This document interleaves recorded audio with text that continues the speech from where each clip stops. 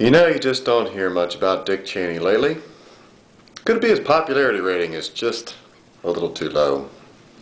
And the question is, whatever became of Dick Cheney? Has anyone heard a thing?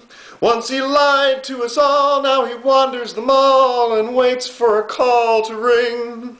Once a prominent, proud public servant with far right-wing views that were fervent, how can we all fear mushroom clouds if they won't let you say crap out loud? We must protest this marginalization, says each internet blogger. Our ship of state is in the toilet, can't you at least unclog her?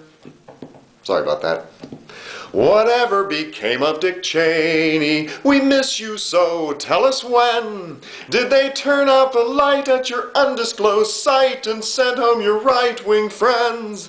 You left the front pages and nobody cared. Did your Darth Vader costume just run out of air? Do you dream John McCain will want you?